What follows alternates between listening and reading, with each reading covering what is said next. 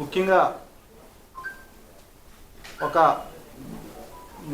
4వ తారీఖు తర్వాత మేమంతా ఒక షాకులోకి వెళ్ళిపోయాం. ఆ షాక్ నుంచి ఇంకా పూర్తిగా తేరుకున్న పరిస్థితి కూడా లేదు. కాబట్టి ఈ కొన్ని కారణాల వలన కొంచెం దూరంగా ఉండటం జరిగింది. సో ఏదైనప్పటికీ కూడా కొన్ని వార్తలు రోజు మా గురించి రాస్తూ ఉన్నారు. రాసినా సరే ఆ వార్తలను చూసి సరే ఏదో రాసుకొని లేదో ఏ రాసుకుంటే మనకేమైంది రాసుకొని అని చెప్పేసి నేను వాటి గురించి చూసి కూడా బాధపడినా బాధపడకపోయినా దాని గురించి చూస్తూ ఉన్నాం, చూసి ఏం మాట్లాడకుండా ఉన్నాం. కానీ అది రోజు రోజుకి వాస్తవాలు కాని అవాస్తవాలను కూడా వాస్తవాల కింద ప్రజలకి ఇంజెక్ట్ చేసి నమ్మించే పరిస్థితి కూడా ఈరోజు తీసుకొస్తే చాలా బాధ కలిగిన పరిస్థితిలో ఈరోజు ప్రెస్ మీట్ పెట్టడం జరిగింది. నా కుటుంబ సభ్యులు, నా భార్య, నా కుమారుడు ఇద్దరినే మా స్నేహితులు, మా చార్టెడ్ అకౌంటెంట్ జీవి గారిని 48 గంటల పాటు చిత్ర హింసలు పెట్టి వాళ్ళని చావు వరకు తీసుకెళ్ళి చివరికి వాళ్ళిద్దరిని వెనకాల సీట్లో కూర్చోబెట్టి నా కుమారుడిని వెనకాల కారు డిక్కీలో పడుకోబెట్టి సినిమా పక్కీలో అతను కిడ్నాప్ చేసిన వ్యవహారాన్ని అయ్యో పాపం అంటం పోయి దాన్ని ఇంకా కూడా రాళ్ళతో కొట్టి దీని వెనకాల ఏముందో, ఏం కుట్రకోణం ఉందో అని చెప్పేసి ముందుకు తీసుకెళ్లి కార్యక్రమాన్ని చాలా బాధ కలిగించింది.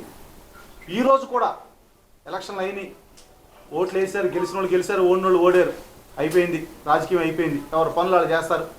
గెలిచిన పార్టీలు ఇచ్చిన హామీల మీద దృష్టి పెట్టాలి, ఓడిన పార్టీలు ఇచ్చిన హామీలు అమలు చేసే దాని మీద వాళ్ళని క్వశ్చన్ చేయాలి. అవన్నీ పక్కన పెట్టి వ్యక్తిగత ప్రతిష్టను దెబ్బతీసే విధంగా, వ్యక్తిగతంగా కక్ష తీర్చుకునే విధంగా రకరకాలుగా వార్తలు ప్రచారం చేస్తూ ఉన్నారు. దానికి నేను బాధతో ఈరోజు ప్రెస్ మీట్ పెట్టడం జరిగింది. ముఖ్యంగా విశాఖ ఎంపీ చుట్టూ బిగుస్తున్న ఉచ్చు ఈరోజు ఒక ప్రముఖ దినపత్రిక ఈనాడులో ఈరోజు వార్త రావడం జరిగింది. అదేవిధంగా నిన్న మొన్న ప్రశ్నల వర్షం, ఎంవీవీ కుటుంబ సభ్యులు కిడ్నాప్ మిస్టరీపై పోలీసులు గురి. సరే, ఇప్పుడు నేను ఒకటే అడుగుతా ఉన్నా, దీంట్లో వీళ్ళ రాసిన దాంట్లో సారాంశం ఏంటంటే ఫస్ట్ నుంచి చాలా రోజుల నుంచి చాలాసార్లు చెప్పుకొస్తా ఉన్నారు, నేను పట్టించుకోలేదు. దానికోసం హేమంత్కి నాకు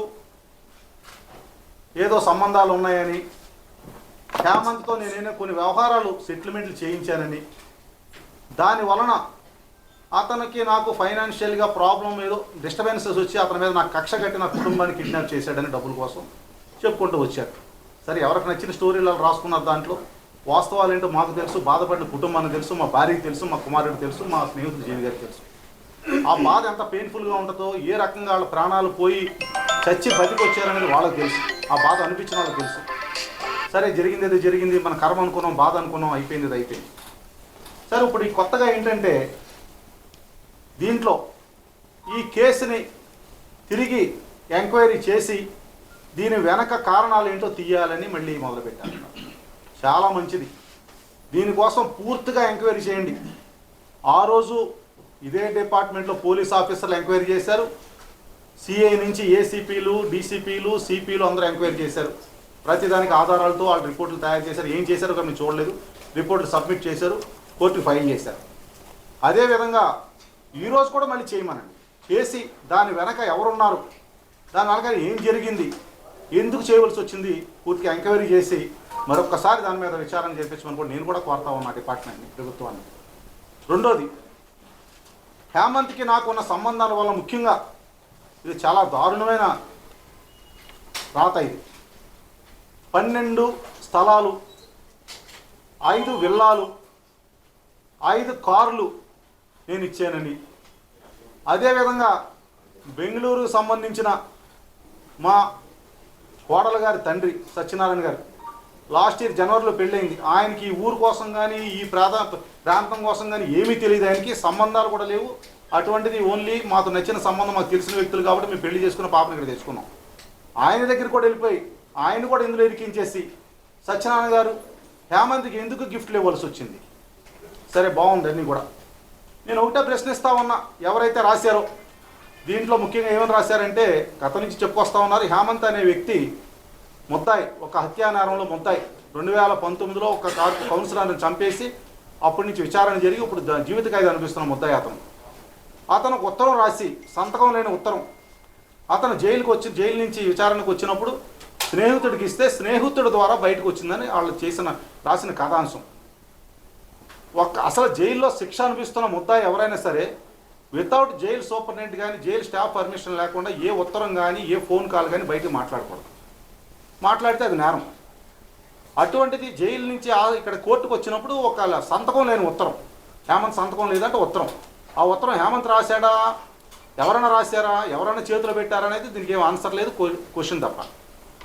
ఆ ఉత్తరం వచ్చింది. దాంట్లో 12 స్థలాలు, 5 కార్లు, 5 బంగ్లాలు, విల్లాలు నేను వాళ్ళకి ఇచ్చానని, మా కుమారుడు తాలూకు మామగారు కూడా ఆయనకి ఇచ్చారని. బాగుంది ఇదంతా కూడా. నేను ఒకటే అడుగుతా ఉన్నా, ఈరోజు 5 కార్లు, అది కూడా మామూలు కార్లు కాదు, బెంజు, బెంట్లీ, ఆడి, జాగ్వార్ ఈ కార్లు అతను చెప్పిన దాని ప్రకారం. ఏ కారు అన్నా ఈవేళ ఒక నెంబర్ రిజిస్ట్రేషన్ అయ్యి ఉండాలి, AP 31 సో ఏ కారుకైనా. నేను ఒకవేళ గిఫ్ట్ ఇచ్చి ఉంటే 5 కార్లు అతనికి, ఏ కారు నెంబర్ గారు కార్లు నేను గిఫ్ట్ ఇచ్చాను, ఆ కార్లు ఎవరి పేరుతో రిజిస్ట్రేషన్ అయ్యి ఉన్నాయి, ఇవాళ ఎక్కడున్నాయి, ఎవరు వాడుతున్నారు ఆ కార్లు. అతను జైల్లో ఉన్నాడు కాబట్టి ఆ కార్లు ఎవరి దగ్గర ఉన్నాయి. నేను ఇచ్చుంటే ఏం చేయాలి, నేను కొని నా పేరుతో, కంపెనీ పేరుతో కానీ నా పేరుతో కానీ కొని అతను ట్రాన్స్ఫర్ చేయాలి. అంటే దానికి ఒక నెంబర్ ఉంటుంది, అది ఏ బ్రాండ్ అయినా ఒక రిజిస్ట్రేషన్ నెంబర్ ఉంటుంది, కారు బ్రాండ్ ఉంటుంది. సో ఎవరో కూడా వాడుతూ ఉండాలి కదా. కార్లు ఎక్కడైతే పడేయరు కదా, సముద్రంలో పడేయరు కదా కార్లు, పడేస్తున్న రికార్డు ఉండాలి. ఉంటే ఆ కార్లు ఏమైనాయి, 5 కార్లు ఎక్కడున్నాయి అంటే హేమంత్ ఎవరికైనా ఇచ్చాడా, హేమంత్ దగ్గర పెట్టుకున్నాడా అనే దానికి ఏ ఒక్కరు కూడా ప్రశ్నించలేదు. నేను ప్రశ్నిస్తా ఉన్నా. దానికి ఏమైనా ఆన్సర్ ఏదైనా దొరికితే మీరు దయచేసి నాకు చెప్పమని అడుగుతా ఉన్నా.